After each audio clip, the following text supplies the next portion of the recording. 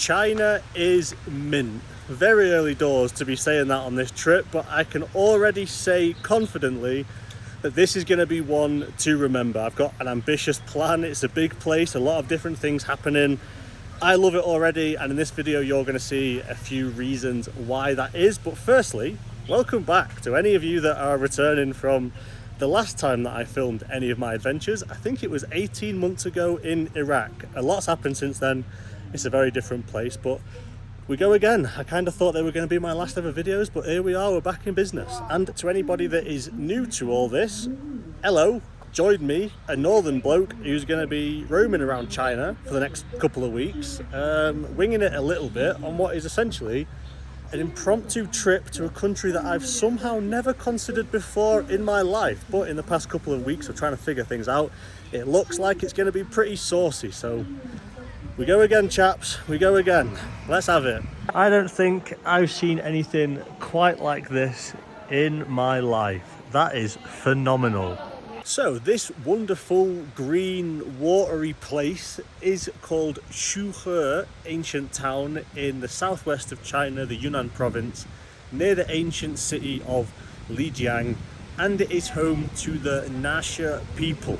Now, there's a lot of words there that are probably very foreign to a lot of people, and myself included until a couple of weeks ago, because this was actually a really last minute trip. In my 70 or 80 or whatever it is countries that I've traveled to in my life, and I've had a good time doing so, I for some reason have never, even for a second, considered coming to China. And I don't really know why. Have a look at this whole place. It's absolutely magnificent, isn't it? There's one side of this little bridge. There's another side. Even the urinal I just used looked out onto this courtyard, just this nondescript, not important area. Isn't it ace? Isn't it absolutely stunning? Other toilets, not so stunning, back to the hole in the floor scenario. So that's not great. But anyway, we move. As a result of how picturesque it all is, you see a lot of these local tourists in traditional garments with photo shoots all over the place. Can't blame them, and it looks pretty cool. I'm gonna try and get like a behind the scenes one to see what angle it is they're going for. Let's have a look. Here we've got some rogue camera equipment and props, and here's the shot. And them as well. Just marvellous. I've kind of ended up sandwiched between a whole bunch of photo shoots. I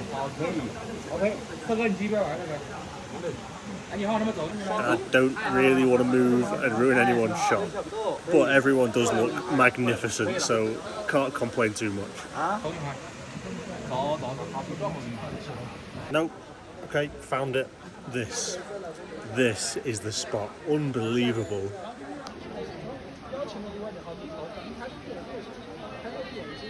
Here we go. Let's get the cherry blossom involved. What an image, by the way. What a combination of things. Right, so I've vacated that area. I kept getting told off for accidentally photobombing all of those shoots, and there are a lot of them. And I am a little bit underdressed to be a cameo in their photos. So making a move off towards the markety bit, and let's talk a bit about where we are. This is all pretty new to me, and maybe it is to you as well. So we're gonna figure it all out together. It's an ambitious plan this next couple of weeks, I'll tell you that. And China, by the way, is bloody massive. Something I never really, I guess, understood. It's more than 3,000 miles across. And for comparison, that's the same as London to Baghdad. Interestingly, that is the measurement that that exists. And also Madrid to Istanbul is half that distance. Bearing in mind that is pretty much all of the continent of Europe. China is twice as big as that. Everywhere's just awfully nice. I'm just sat here by the banks of one of its streams. What a spot. This town sits 8,000 feet above sea level, which interestingly is twice the height of the highest point in the UK. So if you've climbed Ben Nevis, do that again and you'd get here. we've cheated by flying in, but that's not the point. It's a pretty high up place, and that is where Shuhe gets its name from. It's a Nashi word for village at the foot of a mountain. And hopefully at some point we're going to see some of the mountainy goodness, but for now quite happy getting lost in this maze.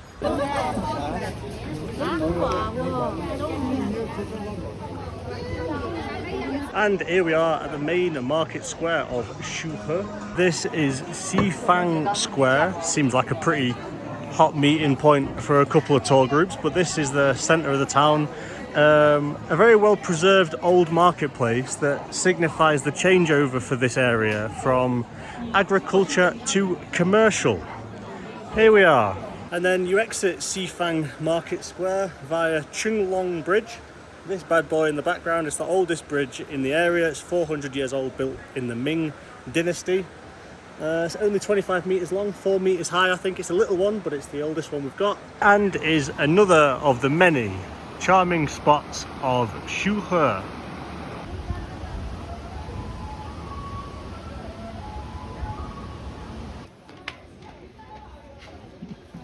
This town is ace. I love it here already. China's going to be a good one. There's a long way to go. This is just the first of many stops, but it bodes well. It bodes well, chaps. What a thoroughly nice place to be. This whole area looks to me like an illustration of the city's past, which was part of an international trade route called the Ancient Tea Horse Road. Demonstrated perfectly.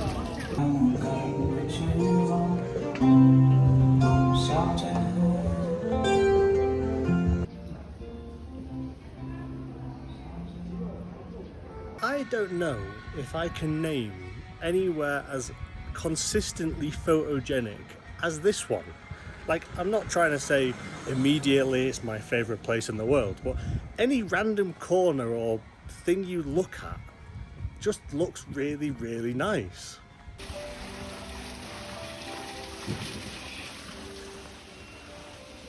And not that I'll ever be able to transfer this to you, but it also smells incredible everywhere, all the time. There's so many restaurants just cooking up the goodness. We all know that Chinese food is the best food in the universe. Yeah, it's definitely adding to my enjoyment of it all. All right, maybe not that. What is that? Cockroach? I don't know what that is. I don't want to know what that is, but okay, that doesn't count.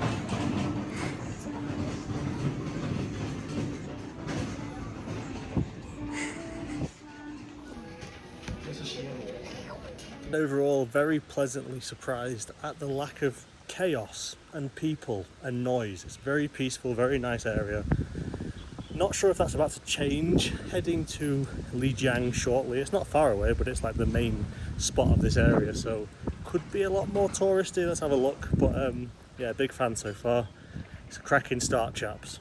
By the way, I've just left Shuhe, past this like big fancy, and it is a very fancy thing, entrance gate with a ticket office and everything. I've never had a ticket, needed to pay for one, or seen a ticket office, so I've somehow spawned inside the place and escaped for free.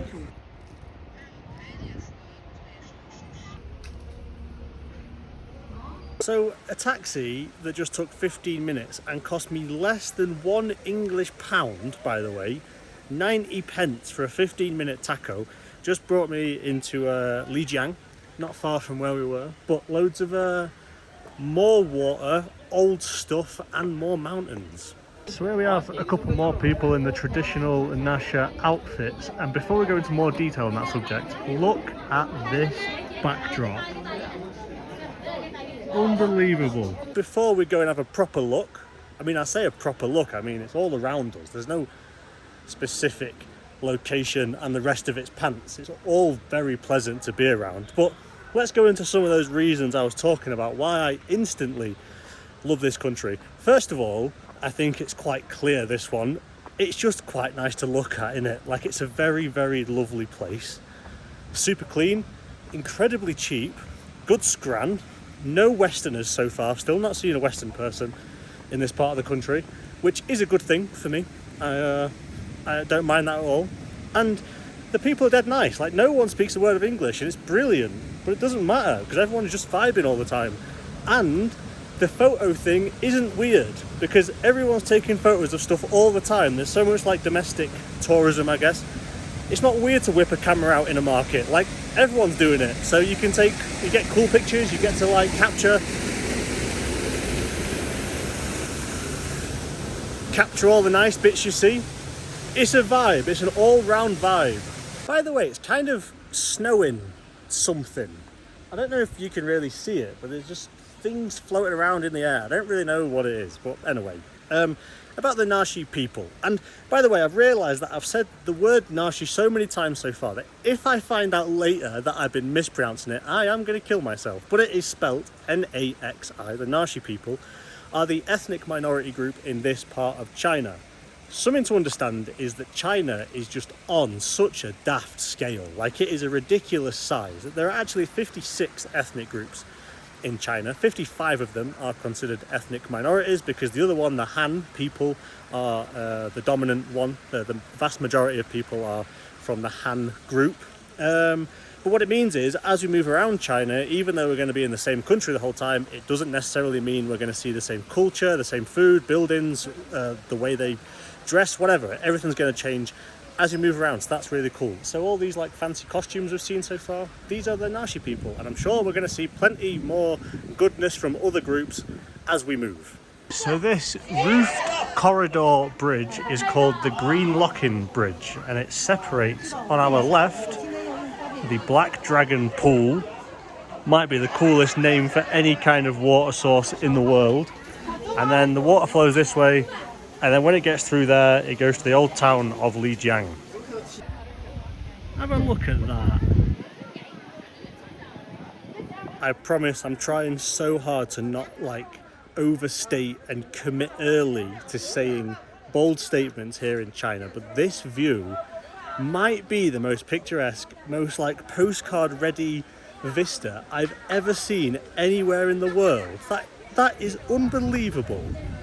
So that bridge is the Five Arched Bridge. I think we can all agree that is aptly named. Behind that is like a pagoda type contraption.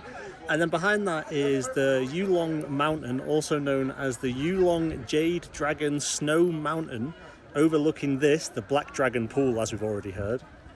Is there a cooler combination of words in the world than that? As you turn away from that and come up some stairs, you also just get faced with this bad boy. Can't tell you what it's called. I can just confirm it is extraordinarily cool. I think we should. Can we go in? Well, it's what we're doing. We're going in. There's more stairs. Remember earlier I wondered whether this area would be more touristy. Well, for one, it isn't. But if it was swarming with people, it would be justified. But here I am. It's just me up here. And we're up. Have a look at this. These are prayer flags. I've seen these in Nepal and a few other temples like this. What a cool spot. Where is everyone? Why is no one else up here? We're now crossing the Five Arched Bridge, which has another name, so it's a good time for a bit of a Chinese lesson. So elephants are on this bridge. They're called Xiang. Lions are also carved into this bridge. They're called Shuhe. And if you put the words together, they are also homophones for lovesick. Xiang Shuhe, I believe is how it's pronounced. And therefore, it's also known as the Bridge of Yearning, the lovesick bridge. I am going to try and learn some Chinese this trip, partly because I'd like to, but mostly because I'm going to need it, I think, if we carry on in this vein. So, yeah, we'll learn some as we go. Anyway, what a cool place. That's all I can say. What a cool place. Scran-wise, I do actually eat on trips now. Like, in the old videos I used to make, people would ask what I'm eating while I'm going, like in Iraq or Syria or somewhere where they're interested in the food. But realistically, I wasn't really eating anything in particular. Like, I was eating bananas and bread, drinking water just to get on the move again. But now I'm old, things go a bit slower. Scran will be documented, the first of which is some type of biscuit contraption. I have no idea what it's called, but it cost me 25p. By the way, I'm assuming that is our mate Mao. Not sure. Looks like him. This thing is some kind of... I don't know. I'm going to be pants at this because I'm not very good at food anyway. Some kind of squishy goodness inside a biscuit. What more do you need to know? Probably going to get culturally crucified for this, but it pretty much just tastes and texture-wise feels like a jammy dodger of all things. No idea what it really is, but it's good scran.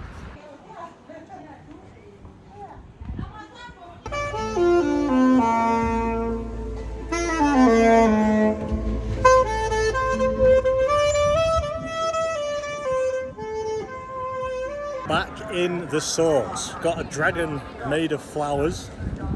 Back along the riverbanks, loads of colourful, nice bits along the stream. Guy playing the sax. What more do you need?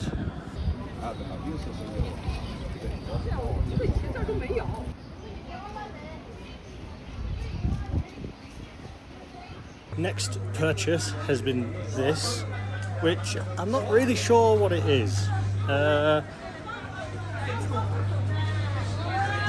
It's like yacht, could be yak milk, maybe it's like flavoured yak milk, but pretty much yop. So bought two things so far off the street.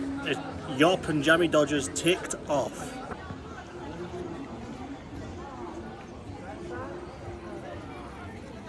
And here is Lijiang's version of a market square compared to that of Shuhe earlier on. As mentioned in Shuhe, this was an agricultural area. I think it was rice and coffee mostly, but then when they started to build stuff like those marketplaces, it became a trade route and just became a more commercial area than anything, and that's kind of how it stayed. This is mostly preserved from before. Some of it will have been rebuilt or built from scratch entirely since then, just to keep the tradition alive, but I think pretty much this is how China would have looked half a millennium ago. Oh, okay, so in case you wondered how big Lijiang Old Town is, I guess it's difficult to tell. I've got no idea either. Just climbed, sweatily, but we got here to the top of the city, and here you go. It's a bloody big one. And then we go through here, and up here to what I believe is the Wangu building. Yeah, here we are, the Wangu building, better translated to Wangu Pavilion. 5 stories, phenomenally colourful on every single one. Just going on the way up now to the top. It's 33 metres tall, 100 feet, 33 apparently to signify the 330,000 Nasha people in the area.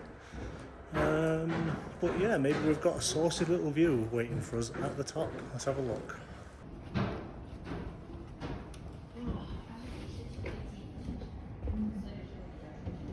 What a view. Up here we have the Jade Dragon Snow Mountain to the north. We have the old town that we saw a bit lower down to the east. Some of the normal Lijiang and other rural towns to the south. And then over here, Lijiang New Town. You might notice there are a lot of dragons, an awful lot of dragons on, in and around this building. There are, to be exact, 9,999 carved into the ceiling, the walls, the outside as well. But they did add one more to make it a nice even 10,000, which translates to Wan and signifies eternal, long-lasting prosperity. And that is right up there at the top in the middle. That's number 10,000. All the way, there he is.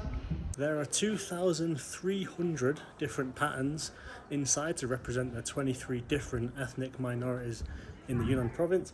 And these bad boys, the pillars on which the thing is built, there are 16 of them and they're 22 metres tall. You've guessed it, they mean something. The 22 metres height of the main pillars is to signify the double digit thing. Life is better in pairs, and also it's a tradition to get married on a double digit day as well. And well, just look at it. Glorious, absolutely glorious. All right, so I reckon that's about that for this one. Pretty good spot to end it, innit? It's only a start. Remember, day 1 I am so buzzing for the rest of this trip. This one is going to be phenomenal. It's day one. I already love the place. What a start it's been. There's so much left to see and do and learn, and I'm excited to see it all firsthand, and I'm looking forward to sharing it with everyone as well. Hope you'll join me for the duration. But yeah, we're back in the game. We go again. I'll catch you in the next one, chaps. See you in a bit.